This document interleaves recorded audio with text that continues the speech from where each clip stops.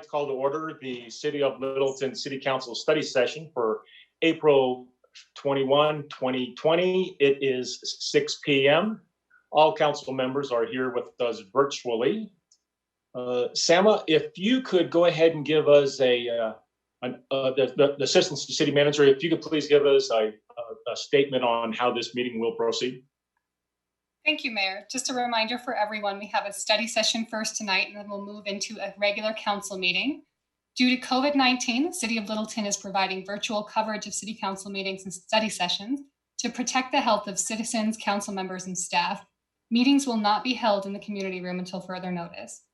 Options for viewing the City Council study session tonight are as follows. Watch a live telecast on Comcast or CenturyLink Channel 8. Watch live on Facebook at www.facebook.com/City of Littleton, or visit www.littletongov.org/channel8 to watch the live stream on the city's website. Great, thank you, Sam Fox.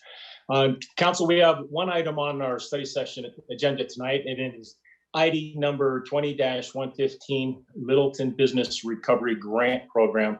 And the purpose of our meeting tonight is, and again, we need to wrap up before 6:30, is we have a couple things that we could do. One is to give direction or provide direction to staff to proceed with a grant program for Littleton small businesses. Another direction could be to not give direction to city staff. Should we end up giving direction to city staff to proceed with it, I just want staff or council to be aware that what we're talking here is a conceptual idea. If this does advance into the regular meeting later tonight, that's when we can talk a little bit more detail on this. But for this part here, this section tonight for the study session, we're talking about the conceptual idea that we'll give direction to the staff. City manager.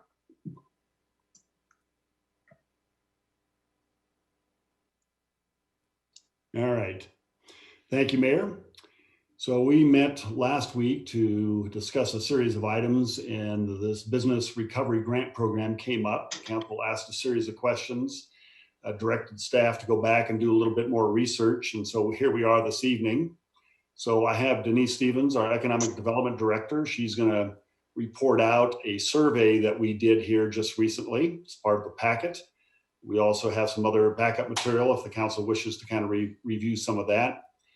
Then we're going to kind of talk a little bit about the staff recommendation about how we might approach this business recovery grant. So with that, Denise, I'll ask you to proceed, please. Good evening, City Council members. As you know, on April 14th, Council directed staff to develop some sort of business outreach plan, and you wanted us to determine what assistance might be needed, what applications had been made for federal assistance, and what, if any, funds had been received. So on Friday, April 17th, we sent a business survey out to over 1,500 businesses, asking them about their needs and their desire for a potential business recovery grant. Feedback to the survey came in quickly. To date, I believe we've exceeded this, but as of this report, 173 responses have been received. And I think I'll share my screen with you if I can do this right. Hang on just one second.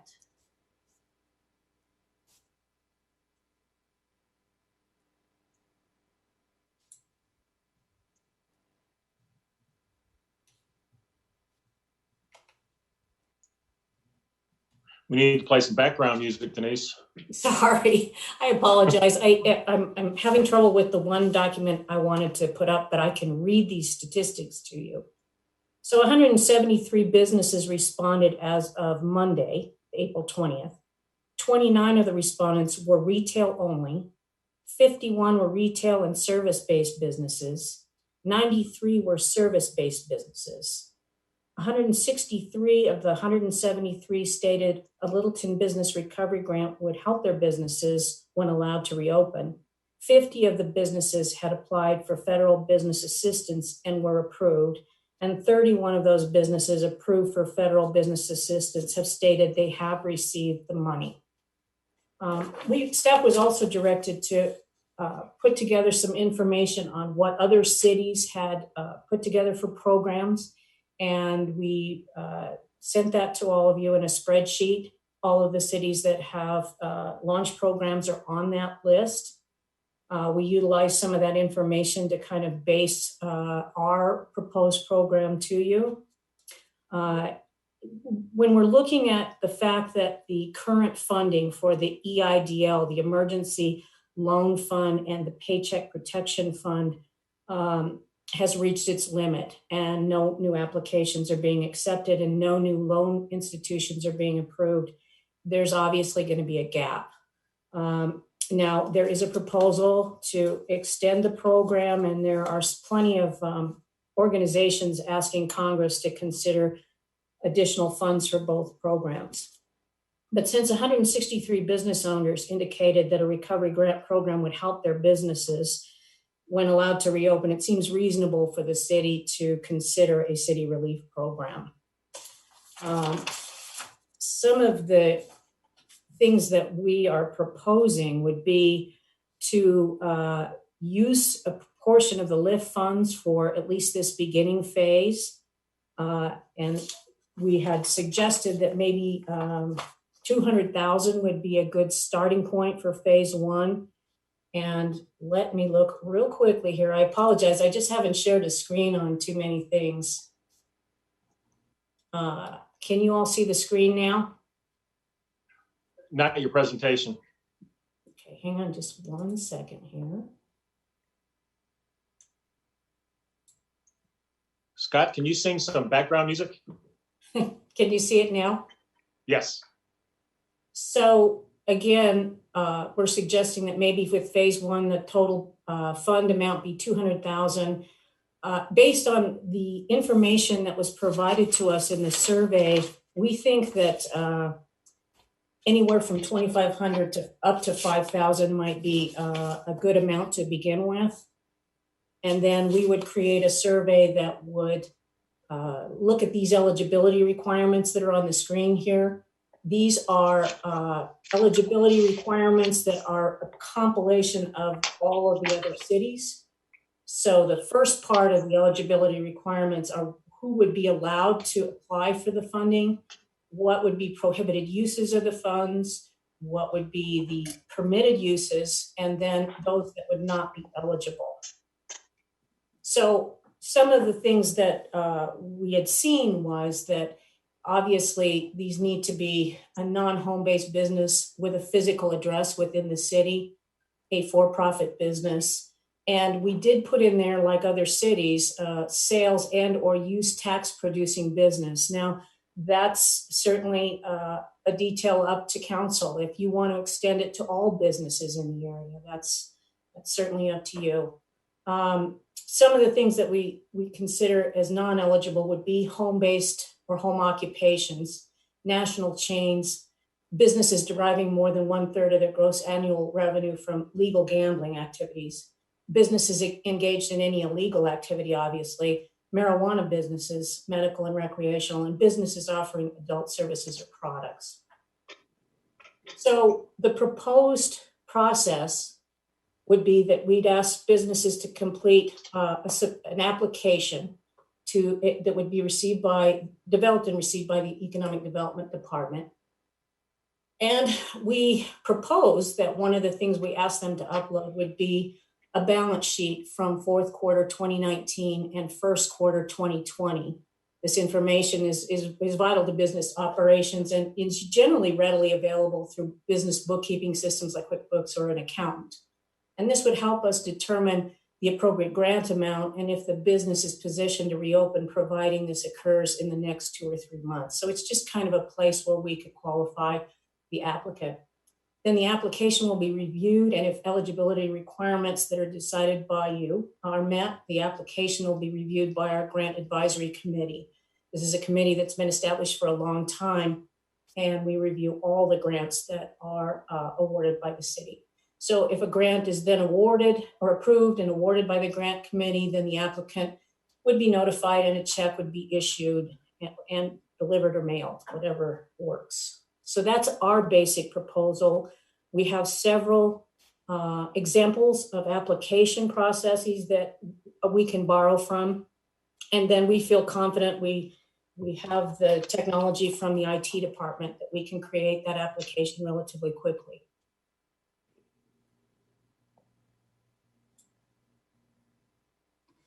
Okay, so at this point, do you have any questions? Karina. Denise, how quickly do you think from when the application is submitted to when a decision is made and the business could receive the funds, how quickly do you think you can turn those around? I think it could be pretty rapid. I think that we'll need a few days to complete the application form and determine all of the points that we need to touch on for the application. But once the form is created, that fills a spreadsheet. Most cities are doing these things on a first come, first served basis. And so we would receive that information immediately. We could look at that spreadsheet that is populated immediately. And then we would just review the application, anything we ask them to attach, and then we would have the committee congregate and make a decision. So I think it could be done pretty rapidly once we've got the application up. The biggest challenge for us is to create equity and communicate the availability of this program across a multitude of platforms. So right now we would have our email list, and we would be able to put it on the Go to Littleton site, the city site. We would ask communications to put it out on LinkedIn, and then just as many places that we can get it listed. But as always, you can't necessarily reach everybody, and even if you do, they don't necessarily comply with the requirements. So I think there probably would be a few people that would miss that opportunity, but we would broadcast it as broadly as possible. Patrick.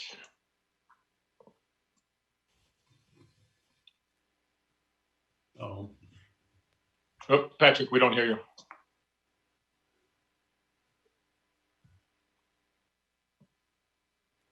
Patrick, Tyler, is there anything we can do to help Patrick there?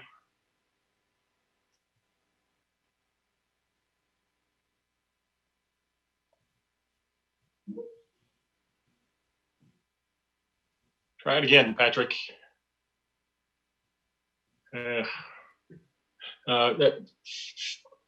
Tyler, can you check into that and see what Patrick?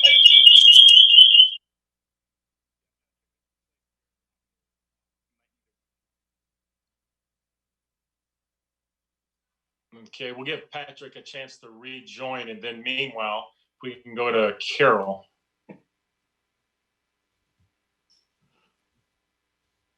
Carol, did you have a question? Yeah, unmuted. This is for Mark rather than for Denise.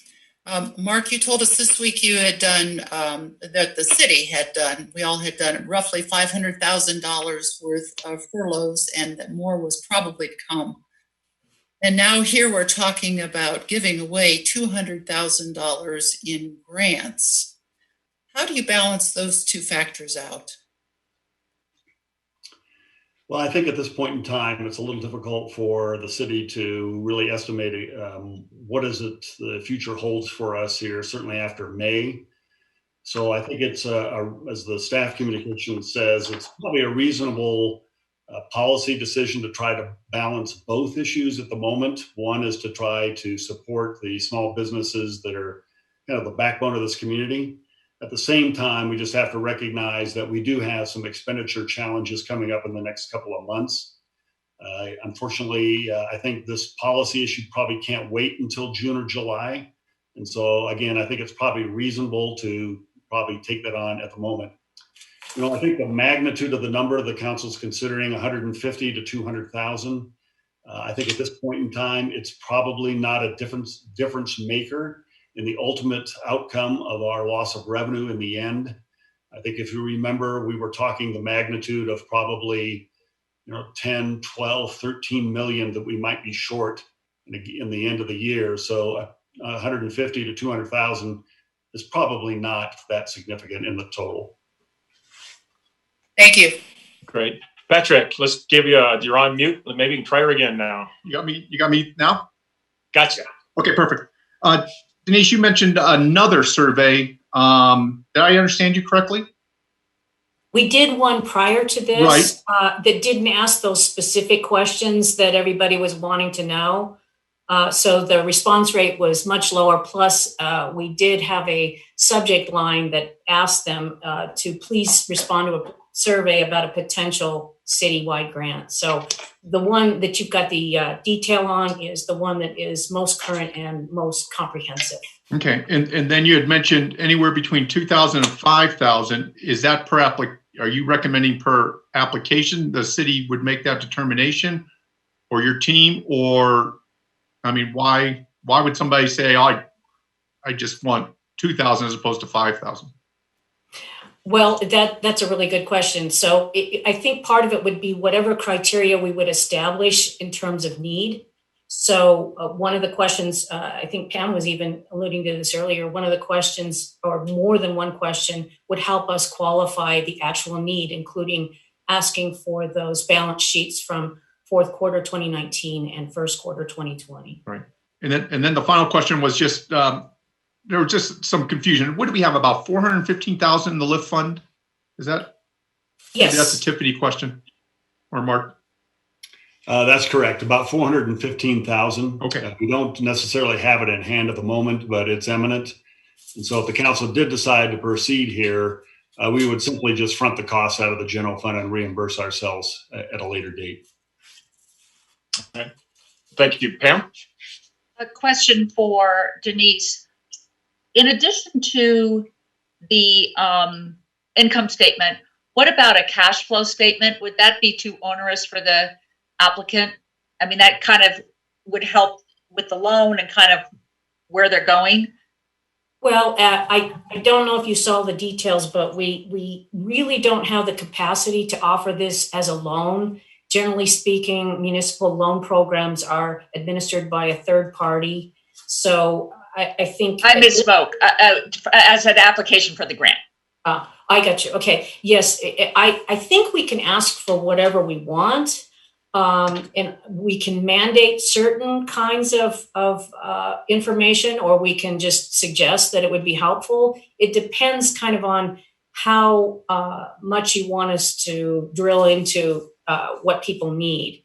The other— I just was wondering if that would help with projection of longevity. It would include their any Yes. loans or any cash input.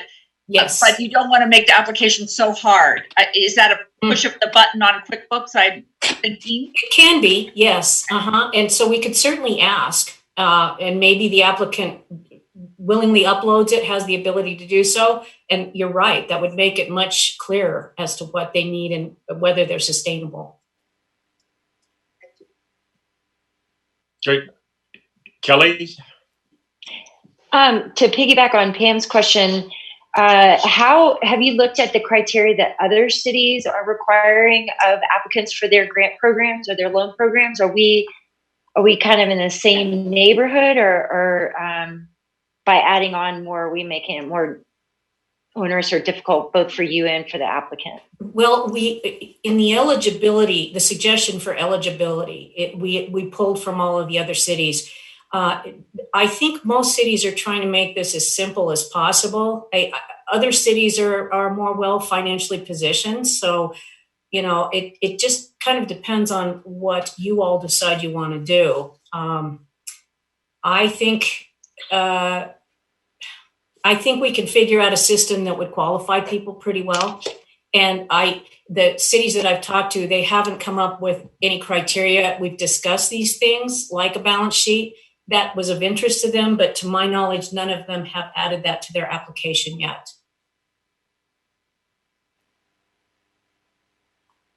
All right. Do we have any other questions? Karina, you moved your hand. Was that a question? No, I was getting my cord plugged in so I can build. Okay. All right. Scott, was that you? No, Pam. I have a process question. So if we want to make some suggestions about eligibility, do we do that in our next session? Do we make an amendment? I think right now Yeah, I'm sorry to interrupt you. Yes, Pam, that would be the when we would get into a little bit more meat of it. Right now, we're just going to give direction or not give direction on whether or not we agree with the conception of this plan. And if so, then staff will advance it to the next meeting where we have some information already on that. And at that point is when we can get a little bit more detail into it. Is that how you'd like to proceed with that, Mark?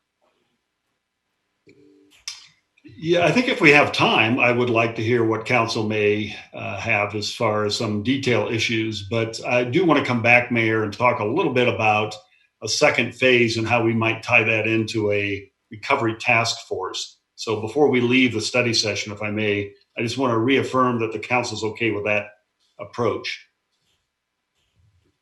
And what you're asking for which approach again? So short of it is that if council member Grove does want to talk a little bit about whatever details she has and we have time, great. But at the end, I want to reserve a little bit of time to talk about a potential second phase in this recovery task force, just to make sure that the council feels that those two pieces are maybe a next step to pursue. Why don't it's 21 after now, Mark? Maybe you could go into that, and then I think our other questions there'll be plenty of time up in the next phase of our meeting. All right. Okay. Okay.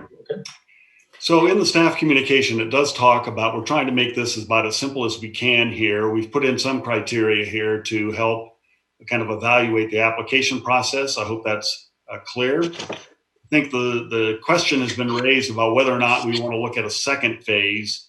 And so staff is recommending that we specifically tie that to a concept that I mentioned a little over a week ago. I did put an outline in the packet here for today. We call it Littleton Rise, Relief, Restart, Recovery. And it's really about a process for which we would look for partners in here to kind of help us evaluate the challenges that lay ahead of us here in the next several months. And that this particular task force then would be looking to make recommendations back to the city council promptly about what we could do for a second phase. So that's kind of the proposal. And I just wanted to see if council is comfortable with that. Any questions, Councilor Karina? Yeah, on that second phase, Mark, you know that this is something that we've been talking about for some time, and we also heard from the from businesses on this. How quickly do you feel we can get that up and running? Because I do believe getting that a little bit more of that qualitative information will help us, structure how we can quickly recover. Because that is going to be essentially the linchpin for us as a community to be successful, is how quickly we can recover as well. Yeah, I think this is a top priority in my opinion. I think that we need to focus on this next week and try to reach out to people as quickly as we can. There may be some details that the council may want to suggest maybe even after this meeting here, but I think I'm just looking for direction to approve the concept, try to get it up and running in about a week. I think given the state of the pandemic here, trying to communicate with all people is a little bit challenging. Thank goodness we're trying to move now into a different phase here based on a governor's order. But again, top priority, and I hope to get it up in about a week. Great. Excellent. Council, do you have any other questions on that? If not, let's go ahead and let's decide on giving direction or not giving direction to proceed with this concept. Let's just go with a thumbs up or thumbs down. A thumbs up being that it's not a vote. We're not voting. It's just giving a direction here. But thumbs up will be to give direction to staff to move forward with the process, thereby taking it into our next meeting, which is the regular meeting here coming up at 6:30. Down vote would be no, let's just let it die at this point, or address it some other time. So you all ready to go ahead and make those decisions? Jerry, for clarification, which are you referring to, the grant or the grant and the RISE program? The grant. That's what we're discussing here is the grant, and then we can discuss the other thing. We still have a few minutes. Okay. Let's go ahead and do the grant portion right now. Okay. So I think the direction, Mark, I think you have that direction. I do, Karina, Mayor. you want to talk more about the rise?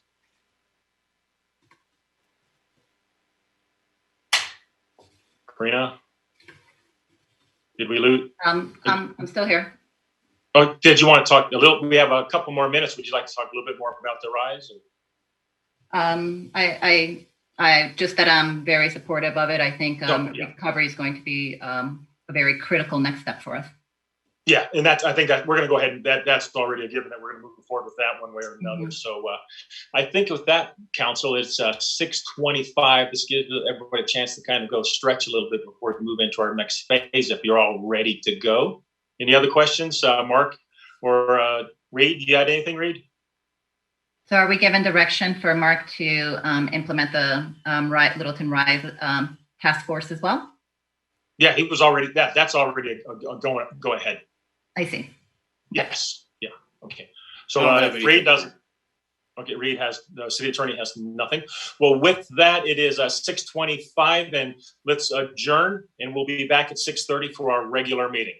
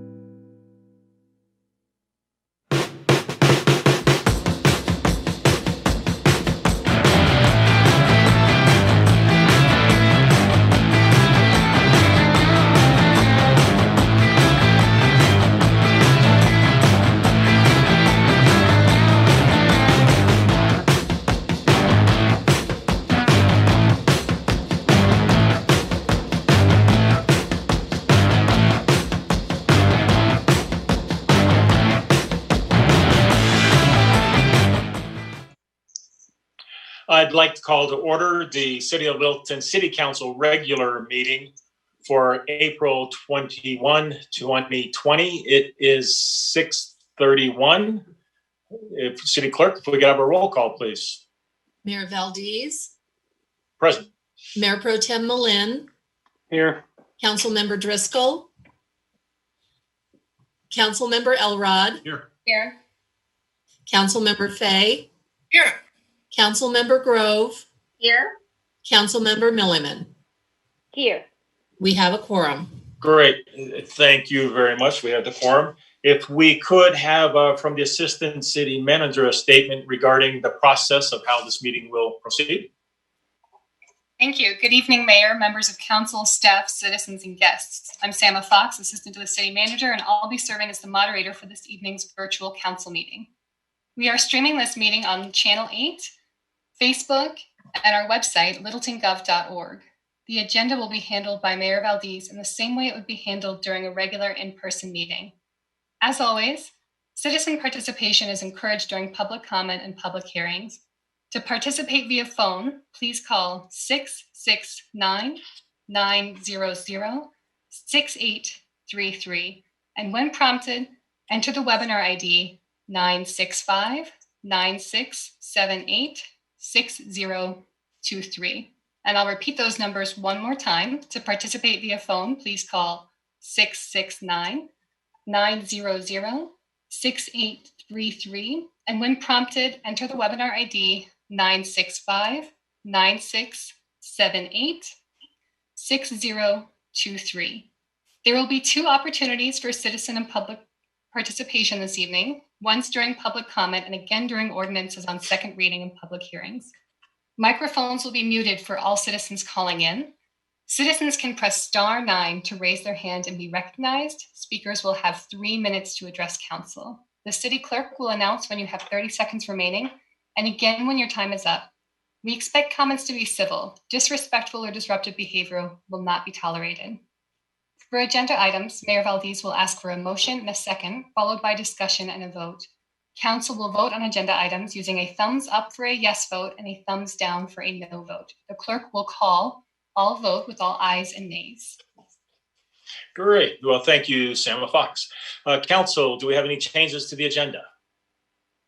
Seeing none, the agenda is approved. Let's move on to the comments and reports. We'll start with the city manager. All right, Mayor, thank you. I did want to take a moment here this evening and comment on a press release that I released last night. I've certainly discussed this with council here in the last day or so. Again, here as it relates to the COVID-19 issue, the city of Littleton finds ourselves in a pretty difficult financial situation. So in preparation for that, the leadership team has been working at a series of alternatives and process for us to kind of manage this over time. And I've commented on this many times before, but our sales tax returns here for the month of March will be seen the first week of May. That's the first real glimpse of us being able to kind of understand the magnitude of the issue. And then again, in the first week of June will be probably the best opportunity to really understand. And so it's going to take some time to gather the data. However, in response to that and knowing that we do have a challenge, I took some action here this week where I had to furlough 58 employees of the city of Littleton. They're a combination of employees that are with the museum, the library, the Immigrant Resource Center, as well as our omnibus drivers. We made a review of all the employees within the organization at this particular moment in time. We were trying to assess those employees that we had to send home but did not have work at the moment for them to pursue. And so I had to take this action here this week, in essence, to prepare ourselves for the next couple of months where we know we're probably going to have a deeper challenge. In addition, I also took a couple of actions to kind of formalize some pieces here that's tied to a 457 account with a reduction of the city's contribution. I also formalized the decision here to not move forward with the salary increases here due to a market survey for all of our employees. The total of all that is just over $500,000 for the balance of the year. So it does position us, in my opinion, for likely what will happen here in the next couple of months, but it does not overreact.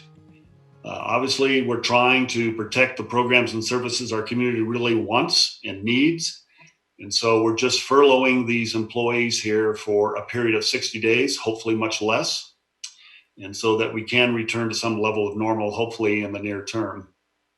I think that's also a little bit encouraging is that the governor here, specifically last night, issued some orders here to start the release of the stay-at-home order. And so I think we're looking into a long-term phased approach here to somehow open our businesses, open the city, and try to return to some level of normalcy. We all recognize that this is a long haul, that we're going to have many months of this, and clearly until a vaccine is probably available, that we're going to struggle with this particular issue. But I'm encouraged at this moment in time to actually have the governor take this action. And I have to be honest, I'm ready to come to the office. I've had enough working at home. And I think that we have a whole bunch of employees who are anxious to get back to some level of normalcy as well. So that's my report here for this evening, Mayor, Council. Great, thank you very much. City Attorney. No report from the City Attorney's Office. Thank you very much. Okay, Council, we'll go into the members' report, and we'll start with Council Member Grove, then we'll go to Milliman, Elrod, Driscoll, Fay, then Mayor Pro Tem. So if we could start with Council Member Grove. Hey, thanks, Jerry. I attended the April 8th South Suburban Board meeting. A couple things. They have suspended their matching funds program. It's on hold right now due to COVID-19, and it was mainly for plantings. As I've mentioned before, there's ballots for the election that have been mailed out if you have an absentee ballot. If not, you can request one at ssprg.org, and then you can drop it off at Goodson or mail it back in. They hope to be able to open some of their facilities in mid-May without the revenue. They're feeling the pinch. They don't know when they will be able to open rec centers completely, and it may look different. There may be some screening, there may be some masks. They're running different scenarios along those lines. There was some pressure to open the golf courses, like 10 people a day called them. It's, I guess, one of the few games that you could social distance. They have opened Littleton Golf. The driving range is not open yet. This was just a pretty big thing. They haven't opened the leagues as far as I know.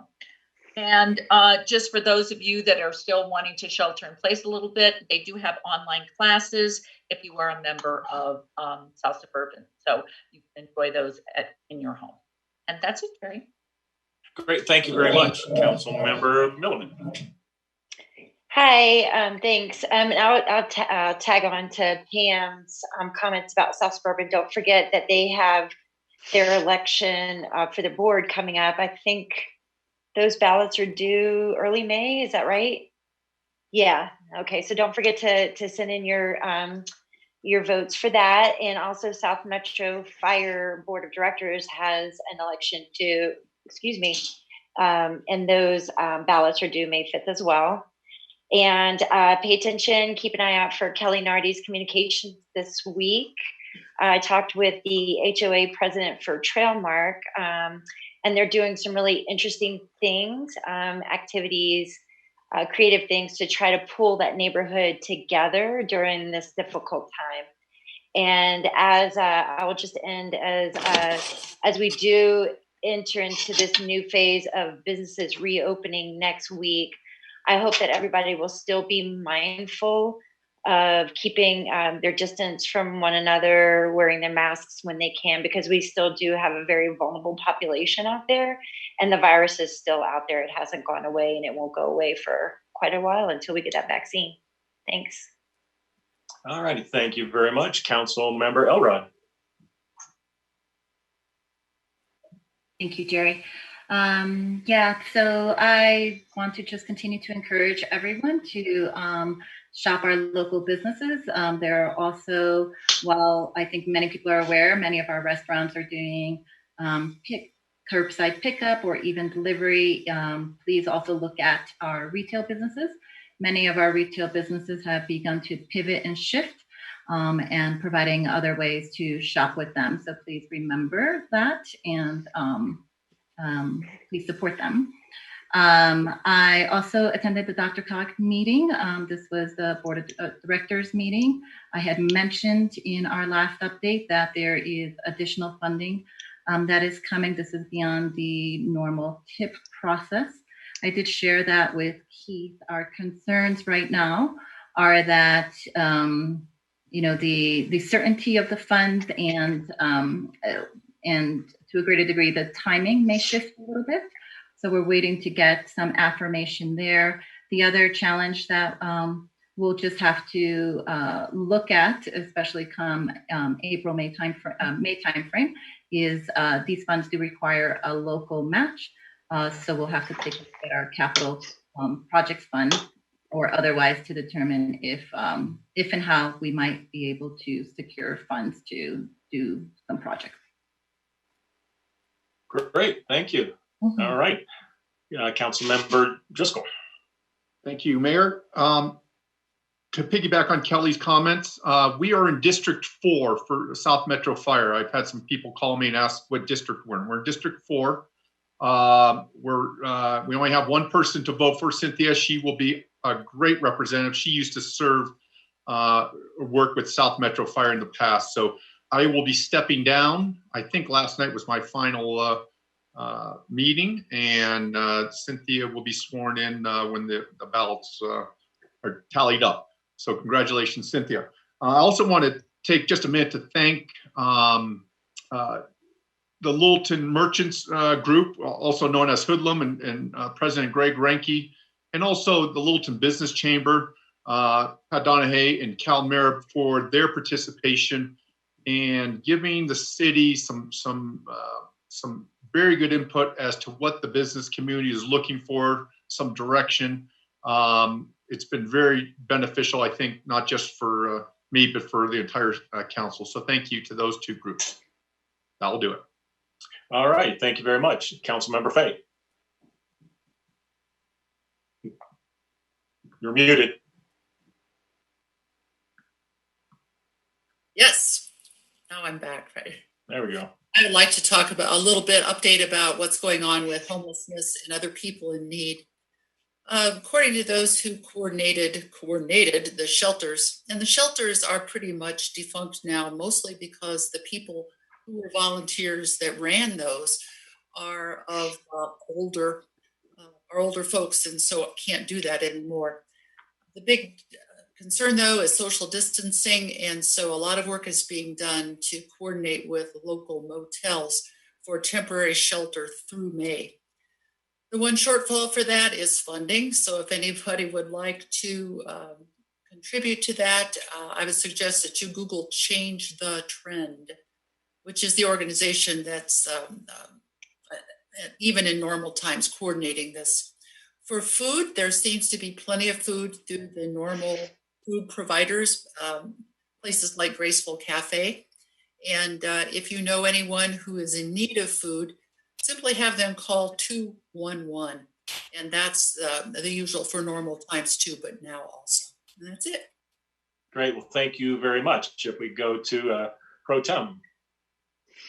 Yeah, just very quickly, I want to note that our expanded enterprise zone is now up and running and channeling donations to our local businesses. If anyone has the means to make such a donation, I know that our business community would very much appreciate it. Great. All right. Thank you very much. All right. Yes. Can I jump in real quick? Yes, please. I left out one other key member of our community, Elks Club. They did a food drive this past week. I was speaking with the Exalted Ruler, and they raised a little short of $3,000 in cash, and they filled up 3 vans full of canned goods. So I just wanted to thank the Elks for stepping up. That food will help supply, replenish Meals on Wheels. So thank you. Yeah, thank you very much. That's huge. In fact, there's a lot of groups out there putting together sandwiches and delivering them to places that are in need of food right now. I have a couple items. One is the census, to remind everybody to get the census turned in. That is incredibly important to the city of Littleton, so please get that done. And I also want to mention to the Littleton employees that were furloughed this week. My heart goes out to you and your families. The bulk of the furloughs the folks worked at the museum and the library, and we all know what the museum and library, they're a huge part that makes Littleton such a great city. There's also a tremendous amount of volunteers too that participate at the library and museum. So hopefully we'll be able to reopen the library and museum, get that omnibus up and running. That's an incredible tool that so many people use, but unfortunately it's also the vulnerable group for the most part. So but we want to get everybody back. So thank you very much. Anybody else have any other comments? If not, we're going to go ahead and we're going to move on. Oh, let's see. So we are now, where we go? We are now down to the citizens' appearances, of which we have none for tonight. So we'll go ahead and move on to public comments. It is 6:47. If we could please get the Assistant City Manager, Sarah Fox, if you please just state how the process will work. Thank you, Mayor. If you wish to address City Council under public comment, please call 669-900-6833. And when prompted, enter the corrected webinar ID 965-9678-6203. And again, that correct webinar ID is 965-9678-6203. Press *9 to be recognized. Citizen microphones will be automatically muted until a citizen is called upon to speak by the last 3 digits of their phone number. Please state your name and district or address clearly for the record. A reminder, the clerk will notify you when you have 30 seconds remaining and again when your time is up. Public comment is an opportunity to express opinions or ask questions regarding agenda issues that are not part of public hearings on tonight's agenda. Each speaker will be limited to 3 minutes. The city clerk will notify you when you have 30 seconds remaining and again when your time is up. The City Council is not authorized by the Colorado Opens Meetings Law to discuss, comment, or take action at the meeting on issues raised by public comment that are not part of tonight's agenda. The mayor may refer the matter to the city manager or city attorney for immediate comment after public comment, or to staff to obtain additional information and report back to council as appropriate. We expect comments to be civil. Disrespectful comments and disruptive behavior will not be tolerated. Mayor, we currently have a caller on the line, but we do not have anyone with their hand raised. I will just repeat one more time. Please press *9 if you'd like to raise your hand and be recognized to speak. All right, Sam Fox. For some reason, we got Mr. Driscoll and Milliman raising their hands. Sam, I noticed you on the webinar ID, you were saying 6203. I see on our agenda tonight it's 6023. Can you confirm what the last 4 digits are? The correct last 4 digits are 6203. We do apologize for that error.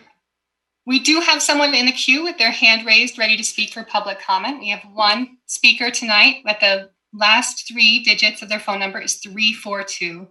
Speaker, you have been unmuted. Please begin.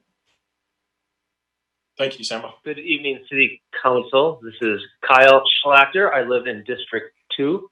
I am calling regarding the general business item, Resolution 35. I am calling in support of it. I think it is a good program that will go a long way to help the businesses that are struggling in our community, and will help the financial stability of the city in the long run if we are able to sustain these businesses. That will allow us to generate sales tax revenue.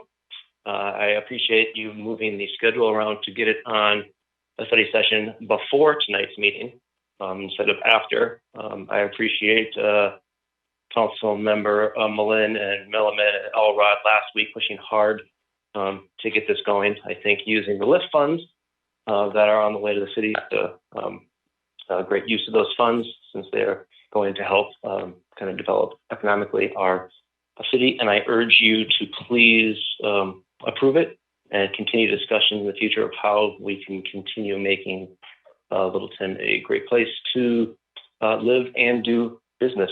Thank you. All right, thank you very much. Sama, do we have any other callers? Thank you. We have no other callers in the queue. Great. Well, with that, I will close public comment at 6:51. Oh, let's see, where are we? Public coverage over here. All right, we're going to move down to the consent agenda. And again, Sam Fox. Consent agenda items can be adopted by a simple motion. All ordinances must be read by title prior to a vote on the motion. Any consent agenda item may be removed at the request of a council member. All right, Sam, it's kind of becoming the Sam Fox show here. So I'm going to ask that at-large council member Grove, if you could please read the items in the consent agenda. Resolution 3030-2020, adopting cities council's 2020-2021 goals and objectives. Resolution 27-2020, approving an intergovernmental agreement between the city and Littleton Public Schools for the One Card program at the library. Resolution 31-2020, amending the 2020 annual fee resolution. Ordinance 19-2020, an ordinance on first reading extending the temporary moratorium on any new development containing more than one residential unit within the downtown area as set forth in the Downtown Littleton Design Standards, and upon the submission, acceptance, processing, or approval of any site development plans, demolition permit, application or plan approvals, or other types of approval by the City of Littleton related to such activities. ID 20-109, approval of the April 7th, 2020 virtual regular meeting minutes. Great, thank you, Councilmember Grove.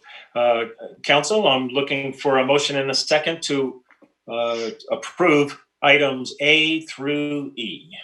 Mayor, I'd like to make a motion to approve consent agenda items A through E. Great. So, okay, we have a motion in a second, Councilmember Elrod. Okay, Council, a thumbs up is to approve, a thumbs down is not approved. So if you will, please vote. The vote is 7 in favor. The motion carries unanimously. Great, thank you very much, City Clerk. All right, so we're going to move now down to our general business. This is Resolution 35-2020, approving an establishment of the Littleton Business Recovery Grant Program to assist businesses recovering from the effects of the COVID-19 pandemic. Okay, City Manager, did you have a presentation of any sort here?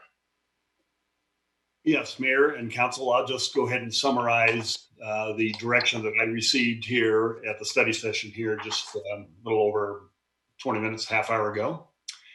So the council did decide to move forward here with the concept of a Littleton Business Recovery Grant Program. The direction was to try to make this as efficient and as get into the hands of those who need it as quickly as possible. We did propose as staff that this be the first phase and that the city would be moving forward with a recovery task force to look at some solutions here for kind of on a larger view recovery, but also to make recommendations and perhaps a later phase here for council consideration. And so the specifics of this particular grant program would be a maximum of $200,000. It would be funded from the Littleton Investment for Tomorrow funds that are eminent for return back to the city. The maximum amount of a grant would be at $5,000. There would be a process here for staff to review applications based on the criteria presented. And then we would make determinations and try to issue the relief as quickly as possible. So that's a general summary and be more than happy to answer any questions at this point. Great. And I just want to point out that part of the reason for recommending grant versus loan is just that the staffing level that you have available to manage a loan is just not there. Correct, Mayor. I think certainly that's the case today. I think if we look at the long run, again, I think we're going to be into this for quite a while. We'll look at all alternatives and we'll try to be open to some other alternatives. But in the short run, this is being proposed as a grant. Okay.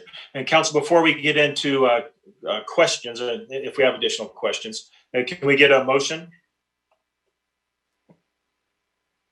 I make a motion to, hold on, let me read it for you. Yes, please. Motion to approve Resolution 35-2020, approving the establishment of the Littleton Business Recovery Grant Program to assist businesses recovering from the effects of COVID-19. Okay. A second. Okay, we have a motion and a second by Council Member Milliman. All right, discussion. Go ahead, Karina. Thank you, Jerry. So I really appreciate the work that was done here as far as bringing the information forward, Denise and staff that was involved. And I am also equally appreciative of really looking at a future phase, which is recovery. With that being said, looking at where, as this is proposed, as Mark articulated, up to 200,000 and up to 5,000.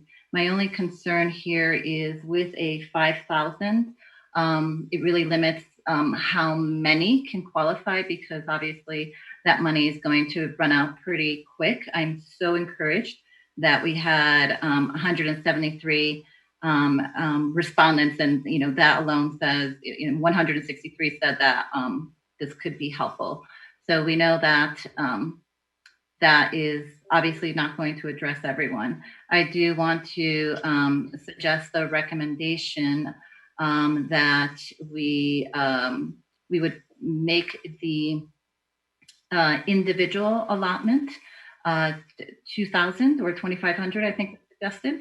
And also for the purposes of making it more efficient, both for the applicant and for the economic development team, that it's a straight, I'll just use 2,000 for now, as opposed to trying to discern, in what cases would it be 2,000, what cases might it be 4,000, what cases might be 5,000. So I feel that just doing a fixed amount is more efficient and equitable. Did you want to make a motion to amend? If you want me to make that now, I can. Let's go ahead and make it now, why don't we? Okay. A motion to amend total grant amount of 150,000 and individual distributions of 2,000. Do we have a second? Okay. Can I, if I would be. Are you seconding it? I will second, Mayor. Okay, we do have a second. We have a motion and a second by Council Member Fay. Go ahead, Council Member Milliman. I don't know if this is the appropriate place to ask, but I would be interested in bumping that up to 2,500 from 2,000 to 2,500. Okay, that'll take another amendment. So we right now we do have an amendment on the table. We can discuss that a little bit more. Any other members want to discuss the amendment?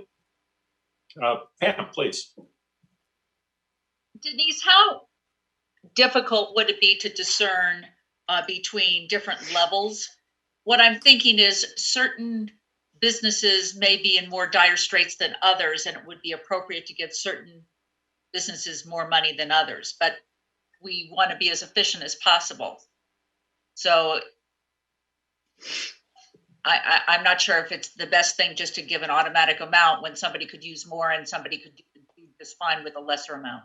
Well, just to tell you, the revitalization incentive grant is a fairly complex application. And so we have been pretty successful at looking at some complicated criteria and making decisions fairly quickly. So it's really up to you guys how you want to qualify. Of course, it would be simpler if there was a defined applicant amount, but it's certainly up to you. And I think we have run a fairly complicated grant program. So if you want to create criteria, we're certainly willing to do that. Well, maybe and I know there's amendment on the table, but it might be maybe appropriate to do just certain levels, 2, 3, 4, 5, or something like that, as opposed to 2,500 and 3,200 or whatever. I would be more supportive of something that maybe had a certain levels as opposed to just an automatic amount when needs would vary. Okay, then we have Councilmember Fay and then Councilmember Driscoll. First, Councilmember Fay. Mayor, is this the right time to do an amendment to the amendment? No, we have an amendment on the table, so that's what we have to address that first. And then if we want to amend the amendment, should it pass, that's when we have another amendment that which Kelly or Councilmember Milliman had mentioned. What I'm not making that right now, but what I would toss out there is, for example, $2,000 or less. So as giving the group that's making the decisions the ability to go for less than that, but not more. Okay, let's go to Council. Okay, yeah, thank you. Is that it? Okay. Councilmember Driscoll. Yes, and I'm probably thinking opposite of Carol on this one. I don't think $2,000 gets you very far. That was I know that was Karina. Okay, and Karina made the motion. That's fine. Anything $2,000 or less does not get us very far. So I'm back in the of raising the amount. So I would probably say no to the 2,000. To this amendment. To this amendment, right? Yeah, this amendment again is 150K total with 2,000. Right. Yeah, I'm talking about the number 2,000. Yeah. Okay, cool. We'll go back to Councilmember Mayor Pro Tem. I don't support either aspect of the amendment. I agree with Patrick that 2,000 doesn't get businesses very far, though I also appreciate that a $5,000 grant is going to exhaust this money very quickly. I think somewhere in between is probably the better course. I also don't agree with limiting the grant program to $150,000. I think that we should go for the full 200,000. The survey responses that we received from our businesses, in particular that amendment or that Appendix A, for me were very telling. Right, our businesses in some cases are down to zero revenues since the COVID outbreak started. They're hurting, and that's clear as day. I think we need to go big for our businesses, and I support the full $200,000. Let's help as many of our businesses as we possibly can. All right. We have anybody else would like to talk about the current amendment on the table right now? If Karina? I'm willing to change that from 2,000 to 2,500. We already have a motion in a second, so we'll have to do another one. So if we will, let's just go right into a vote. On a thumbs up would be to amend the main motion to 150,000 total with 2,000 max on the individual grants. Is that that is correct? Is that right, Karina? Yeah, so Jerry, but I do think we have the option since I made I was going to suggest, since I made the motion, I can rescind it and represent it. No, once the motion's been made and seconded, it belongs to the entire council. So what we can do at this point is we vote on this one, then we can still have another amendment. Okay. Yep. All right. So a yes would be for in favor, a no would be for no, and we're still going. Okay, ready to vote. Judy Clark. The vote is 2 in favor, with council members Fay and Elrod voting yes. The motion fails. Okay, thank you, council. I'm looking for, I think I heard some other amendments being kicked around. So would you want me to make that the alternative amendment, which was to support a higher amount, the individual amount? As I heard. Are you making the motion? Go ahead. Does somebody else want to make a motion? If not, we have the motion. was going to say the main motion right Can you hear now me, is at Jerry? 200,000 with 5,000 max. Councilmember Elrod, go ahead. Sorry, are you able to hear me? Yes. Are you able to hear? So I will go ahead and change that amendment then, still remaining at the 150,000 with, an increase of to 2,500. And I think it's important for council to understand that what we're trying Well, hold on, let's see if we get a second. Yeah, we need a second. Right. We need it. So right now we have a motion for 100. Okay, Councilmember Milliman. Okay, now discussion. Thank you. So what I really want to stress upon council is that we do want these funds to be able to reach as many businesses as possible, as quickly as possible. Hence why I was suggesting the lower amount. And secondly, I also recognize that we have a second phase of this that is going to be for recovery, and recovery is going to be incredibly essential. I want to ensure that we are positioning ourselves to be able to further support some recommendations that will come from a second round potentially. We have the enterprise zone that we may decide that as Littleton, the next phase could be a matching program, for example, to really create some incremental support for our resources. But I do want to be conscious and aware that we put ourselves in a position for a secondary phase. All right. Anyone else would like to chime in? Pro Tem. I agree that recovery is critical. I think, if we vote on a grant program at $200,000, there's still potentially $215,000 in the lift fund to support that phase of this project. I think we go big at both phases, 200 for now, and at least 200 during the recovery phase. That money's there.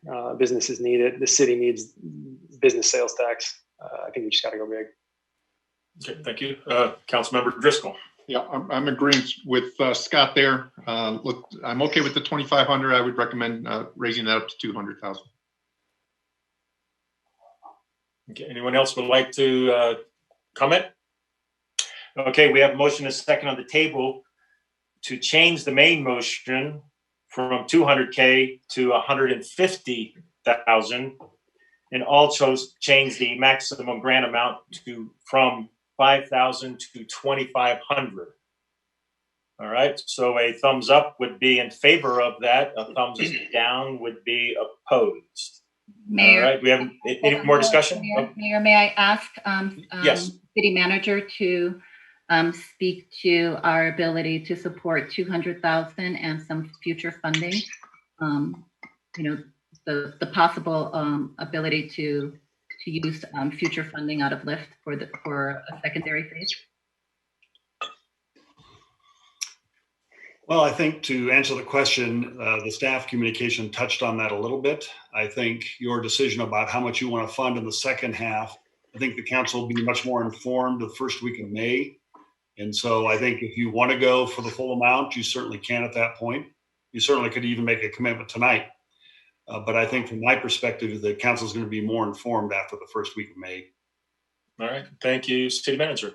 All right, council, let's go ahead and put it to a vote. So a thumbs up is in favor of the amendment, which is 150K and 2,500 limit on the grant. Get ready, vote. The vote is 4 in favor, with council members Driscoll, Mayor Valdez, and Mayor Pro Tem Malin voting no. The motion carries. Okay, so we have that. We have changed the main. Anything else? Do we want to open it up now to questions to the staff? Pam, Councilmember Grove, please. I was wondering, I don't know if this is a recommendation or how we deal with it, 2 suggested additions to the criteria. One would be to include what loans have been received already, and possibly to look for include a cash flow statement in order to evaluate sustainability and include in the analysis. I think those are good suggestions. Mark, is that city manager, is that something that you could just work into it? Sure can, but the question would be from my perspective. So if we ask the question, have you received federal funds, does that disqualify them or not? In my opinion, wouldn't disqualify them. It would just be an additional data point in order to evaluate who should get it. I mean, there's going to be a lot of competition for this, and you want to see what their total cash, their total financial picture is, and if something like that is pending, that may influence a decision. Then those 2 issues are pretty easy. Okay, Mayor Pro Tem. Yeah, Denise, can you estimate? I think we just have to very carefully balance a need for accountability here with a recognition that this is really emergency funding, and we want to get this money to businesses as quickly as possible. These suggestions from Councilmember Grove, do you have any idea how much sort of time on the part of city staff it would add to reviewing each application? I know that's sort of an awkward question, but I think it's important information. I don't see it adding a whole lot of time. I think the issue would be whether or not people would comply. If we add these 2 things, do you want us to mandate those updates for the applicant to be considered? And once we decide on that, I don't think it's going to add a whole lot of trouble to our analyses. How much effort do you think you would add on the part of a business to give a sort of cash flow analysis? I think the question about having received federal funding, that's easy enough for them to provide that information, the cash flow. I don't want it to be too onerous for applicants. I don't think it should be. I think most businesses that are operating with good measures know what their cash flow is. I guess the question would also be, do we want a cash flow statement from before COVID and then one since businesses have been closed?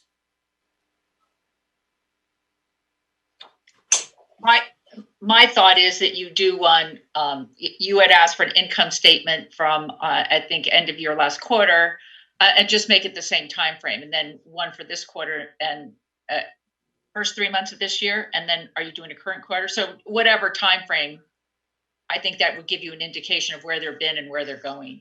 We just want to make sure that the reason I want to do that is not in any way, shape, or form to add to the task of filling out the form, but to give the important information to Denise and her team to make sure we're giving the right funding to the right people that will be able to make it through this crisis. Well, and also if we're asking for them to provide information on loan approval through the federal system, they've already been vetted on one level. So that to me would be another indication of sustainability. Councilmember Elrod. So to clarify, I just want to get clarification on Pam's recommendation. So as far as whether or not they had received funding, I'm okay with that. The cash flow does seem a little bit cumbersome. I think an income statement and or not only that it's cumbersome, I'm not sure to what degree it is necessarily a good indicator depending on the time frame. I do think the income statement and balance sheet as recommended by Denise, gives a really good financial picture of a business. But I leave it to the economic development to discern what information is needed from their part to be able to make that assessment. Okay, we're going to go to Millen and then Driscoll, then Grove. So Mayor Pro Tem. Yeah, I just want us to be maybe a little bit clearer about how we're asking the Economic Development Department deploy this concept of sustainability. Is the point of, or would the point of a cash flow document be to show that the business is going to be sustainable and therefore more likely to get grant funding from the city? Because that seems potentially backwards to me, right? If a business's cash flow can show that they're going to come through this, they don't need the grant funding, right? The hope with the grant funding is to, in part, save businesses that need it to survive and to sustain.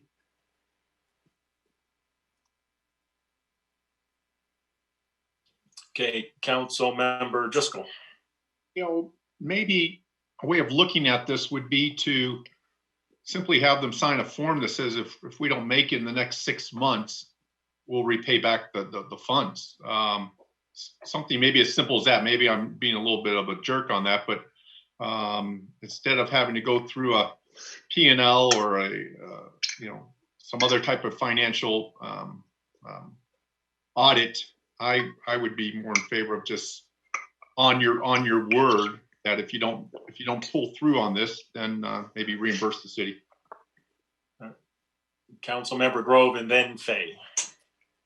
To address your concern, I think if you have a cash flow statement and you can look at an infusion of cash and you're going to run out in a month, that's probably not the best investment from the city, and it could go towards a business that would last a little bit longer and be able to make it through it. So that's my point. You're looking at balance sheets, just an income statement's a point in time. Cash flow kind of looks forward and backward to see if they can be sustainable. And from what I understand, if you use any sort of QuickBooks or anything, from what Denise has said, that it's just another statement that you have to provide, and would just help give that additional information as a point in time.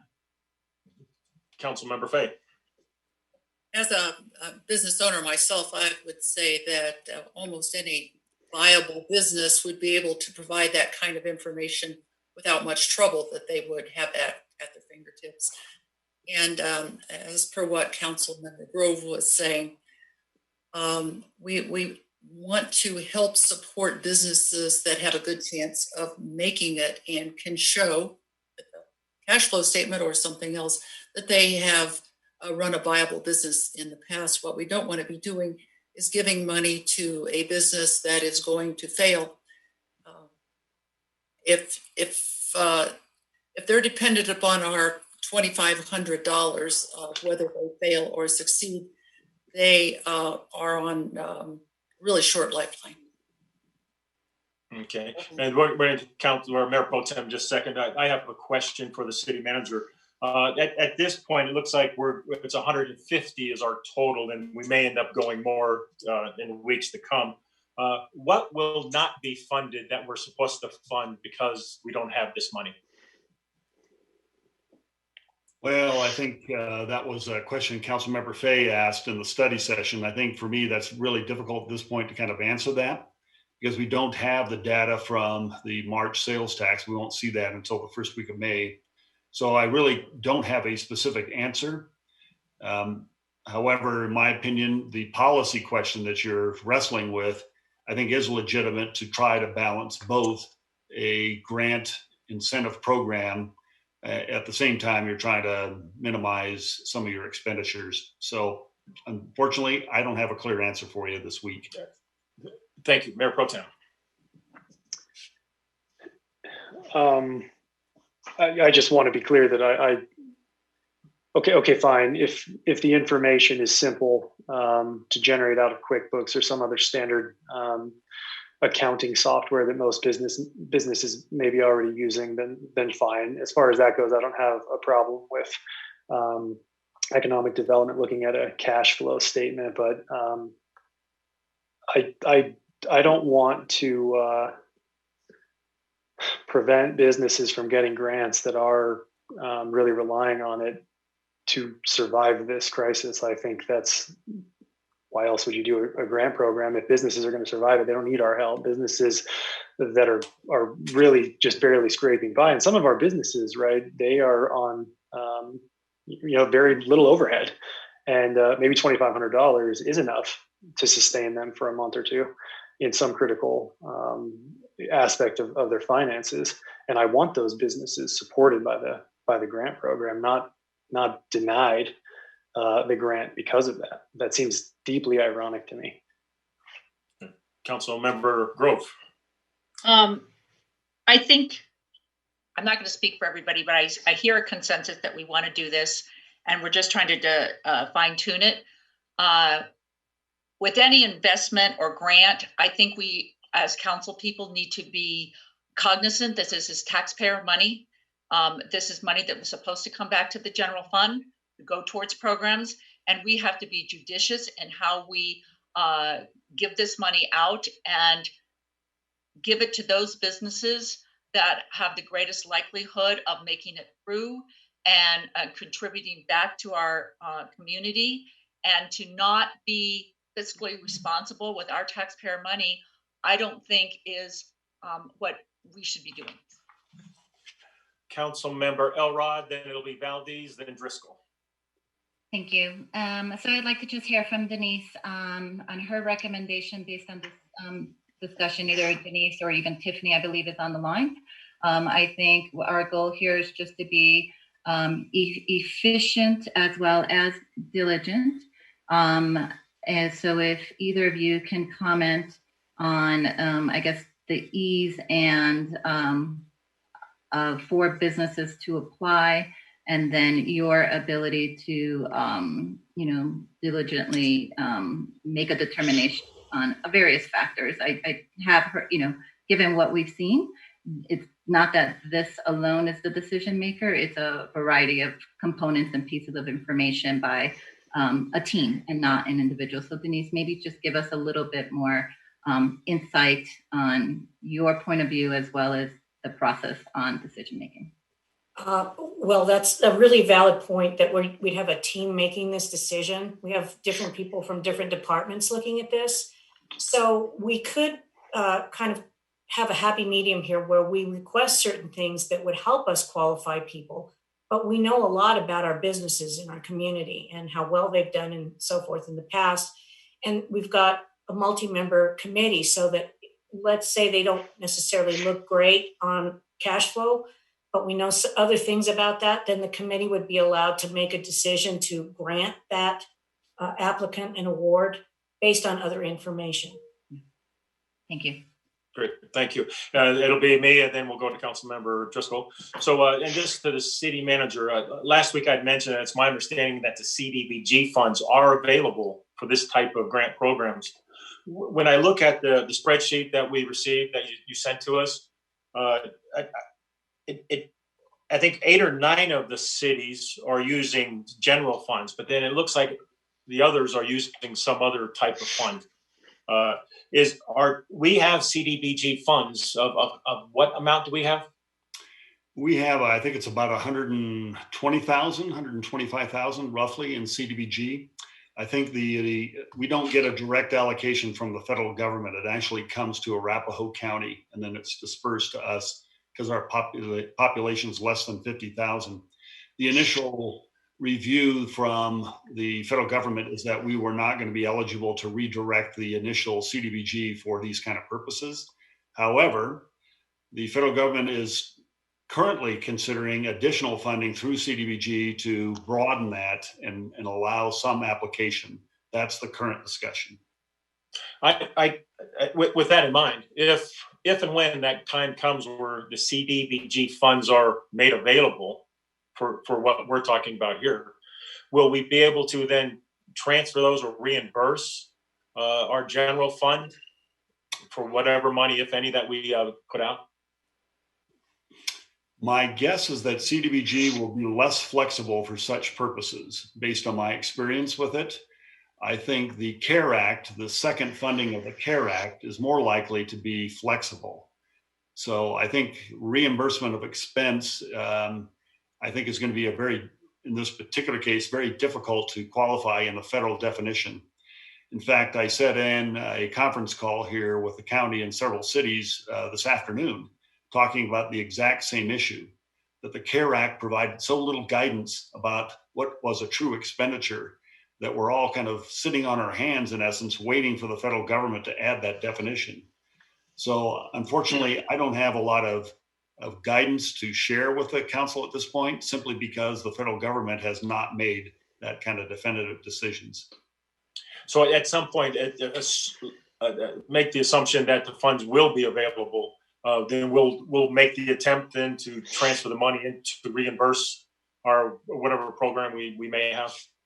Well, maybe it's not a reimbursement, Mayor. Maybe what it is, just because of in time, we talk about a second phase and perhaps using this recovery task force. I think perhaps the whole federal legislation is moving rapidly. So we may be in a position where the federal relief may be able to supplant our lift funds instead. So I think that's maybe an advantage of adding maybe a week or two to this process.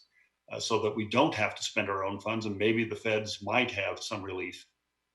And which could also be more than what we have available ourselves. It's possible. Maybe.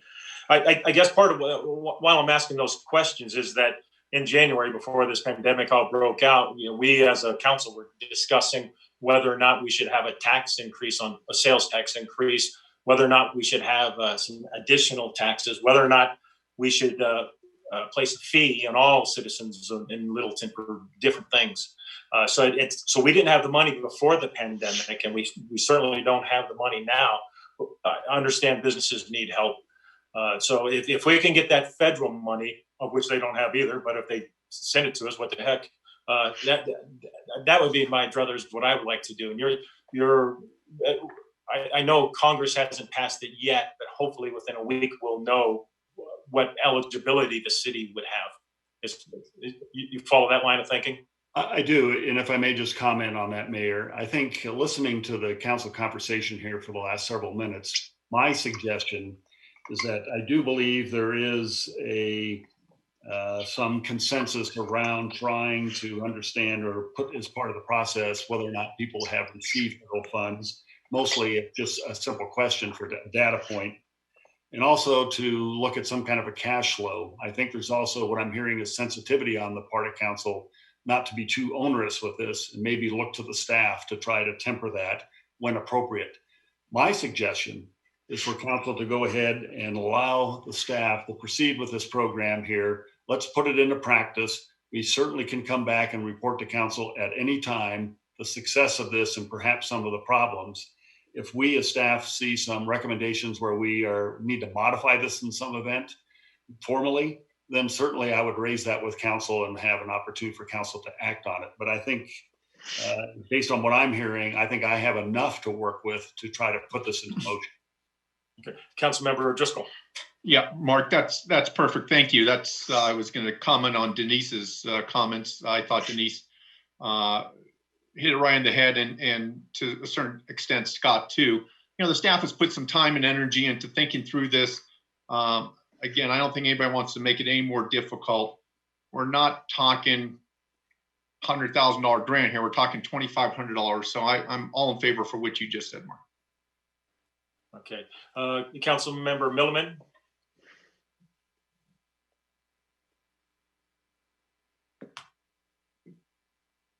Kelly, did you have a question? Tyler, can you just unmute her? Councilmember Grove, did you have a question in the meanwhile? Okay, cool. So there we go. Here we go. Hey, I would echo Scott and Mark and Pat's comments. I would agree on that.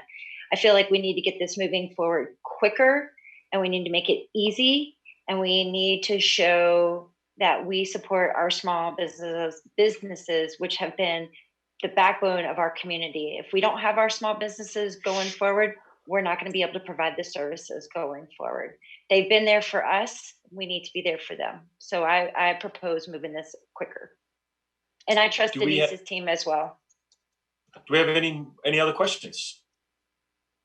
So council, we do have a motion on the table, and the motion as amended was to make the total fund right now $150,000, with the maximum grant individual grants would be $2,500. If we don't have any more questions, let's go ahead and put it to a vote. A thumbs up would be in favor of the, sorry? So didn't we already vote on that? Not on the main motion. We're voting on the main motion now, which was amended. Okay. So Okay. the main motion is a $150,000 grant in total, with 2,500 individually. Correct. Yeah, and 150 is the kitty, so to say. Okay. Yes, that is it. All right. So a thumbs up. Well, Scott. Real quick, and I just ask the city clerk if she's got enough sort of clarity on what the main motion is now and the language and Yes. so on. Okay. Okay. So again, a thumbs up will be to approve the main motion as amended, and a thumbs down would be not to approve. Okay, ready, vote. The vote is 7 in favor. The amended main motion carries unanimously. Okay, thank you very much, Council. We're going to move on to our next item. Let's see. We are now under our 8A. This is an ordinance 16-2020, an ordinance on second reading, amended in Chapter 3 of Title 3 of the Littleton Municipal Code regarding special events and demonstrations. If we could hear from the assistant to the city attorney, please. Hi, Jerry. I just want to remind citizens wishing to speak, they can dial 665-900-6833 and enter the webinar ID 965-9678-6203. You'll press *9 to raise your hand and be recognized. Speakers will have 3 minutes to address council on the topic after any staff presentation. Great, and we will be opening up that public comments here in just a few minutes. So we have a staff presentation. Yeah, I will go ahead and handle that, Mayor. So in 2018, the city established a special event permit process as well as online permitting as the number of events in Littleton continued to grow over the years. Since that time, a couple years ago, we received a lot of feedback about our process.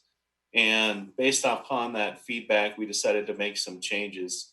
Some of the feedback that we received was that the process was a little cumbersome, and that the fees were getting too high for a lot of individuals to hold their special events.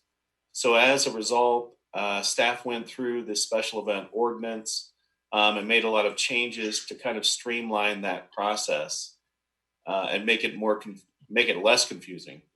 In addition, staff reached out to South Metro Fire Rescue to get some of the changes on their end. A lot of the things that we heard were that the fees were a bit too high.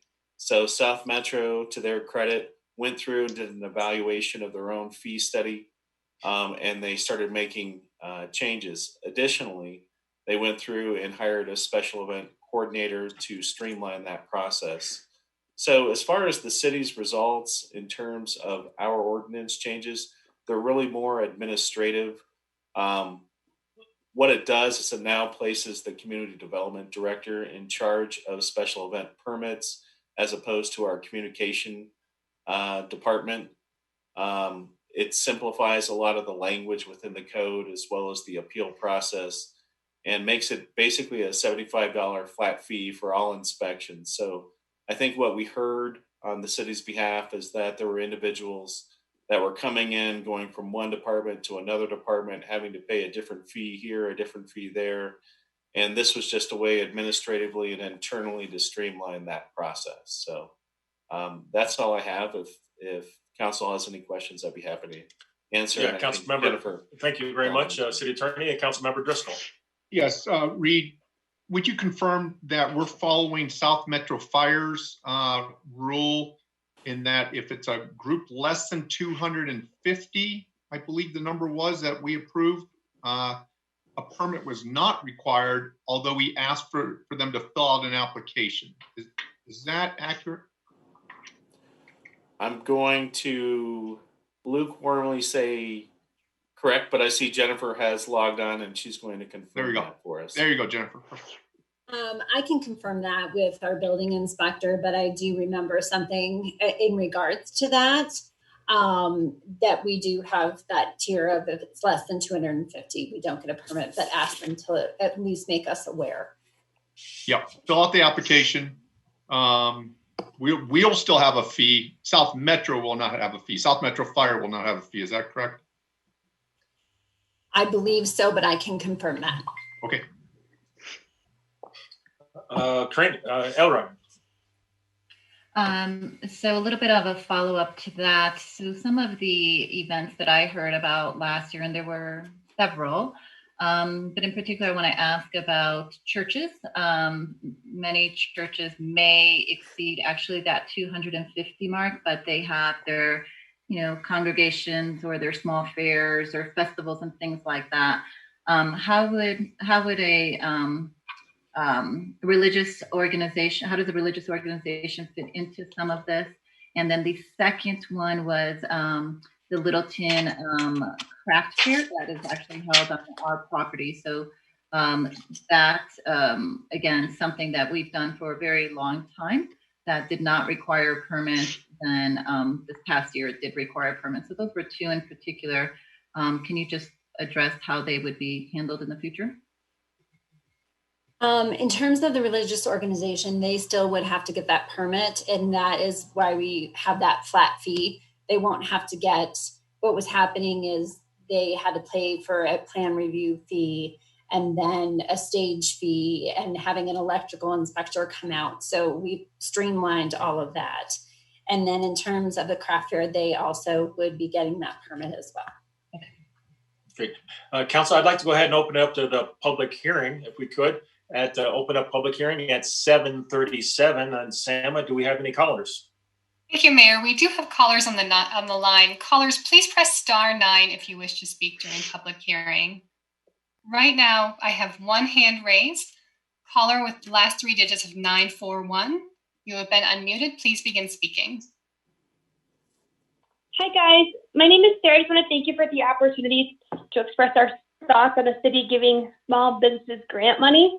I know that we're on a different topic. If I can interrupt, if you can give us your name and just your address.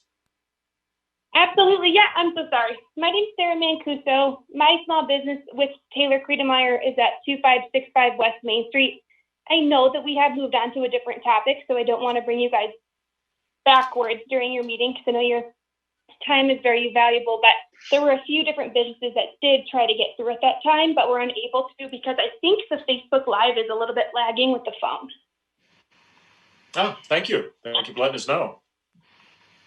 Yeah, so I just wanted to give you guys a quick chat about Taylor and myself. So we're the owners of Rooted Boutique in White Oak.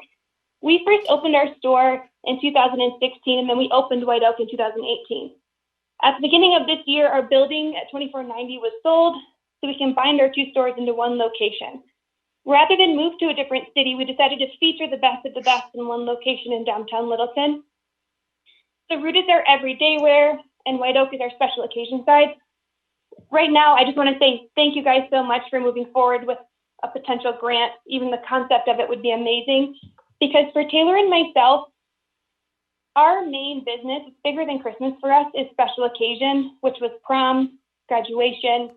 All of our money, any cash flow we did have, unfortunately, we did have to tie up in the inventory. And by the time that it was shipped to us, we had no choice but to keep it because we have a final sale with our designers directly. So all of our money was tied up in the inventory and then everything got canceled. So I just want you guys to know just how much we would really appreciate the grant and how grateful we actually are. And even if it is, $2,500 will be really helpful. Even more than that would be great. We're very smart with business. We're not failing, but no one can really plan for a pandemic.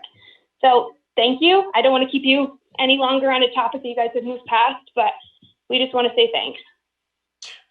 Thank you, Sarah and Tyler, and best of luck into your business. I can't wait to see you guys up and running again. Thank you very much. Sam, do we have any other callers? Mayor, we have no other callers in the queue at the moment.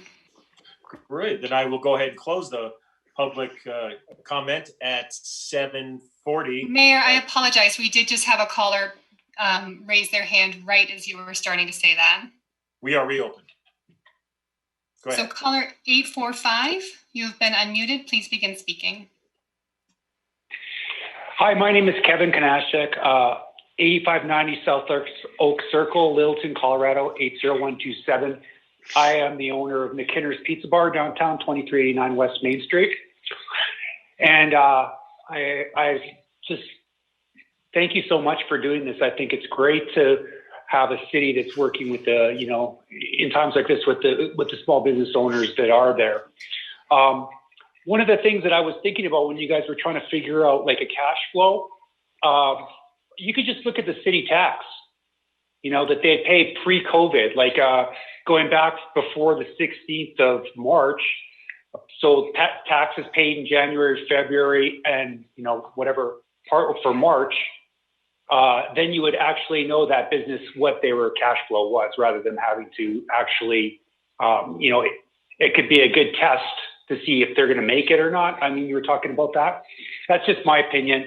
And everything else that you guys are doing is great. That's all. I just wanted to thank you guys so much for that. We really appreciate that. Thank you.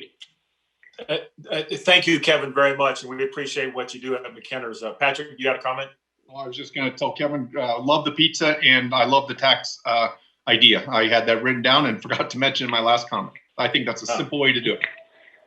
Super. To keep it simple, like, you know, it's like everything's really complicated right now, it seems like. And as things are progressing for these, the PPP and all that stuff, it changed a bunch of times right out of the gates.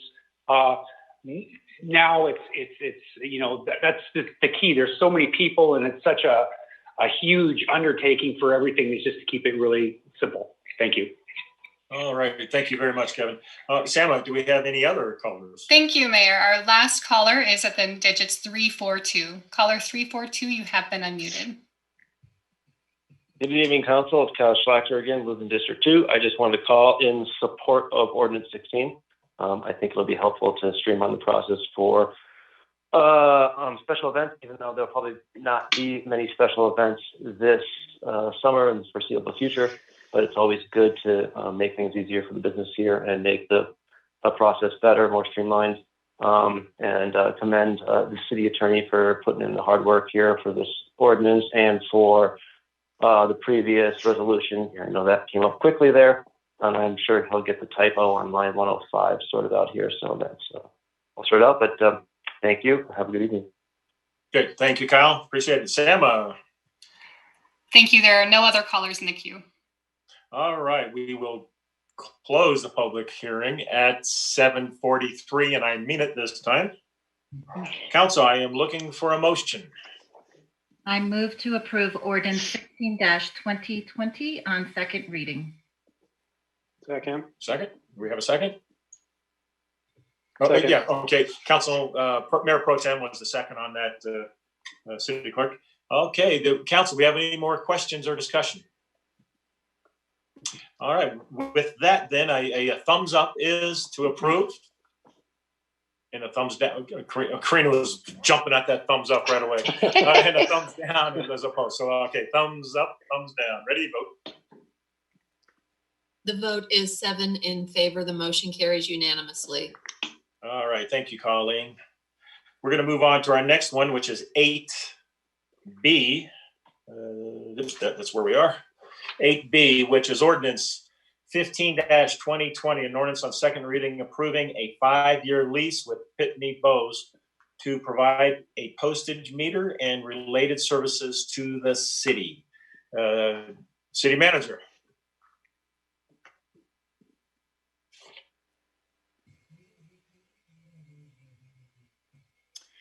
Mayor and Council, this is a pretty simple issue.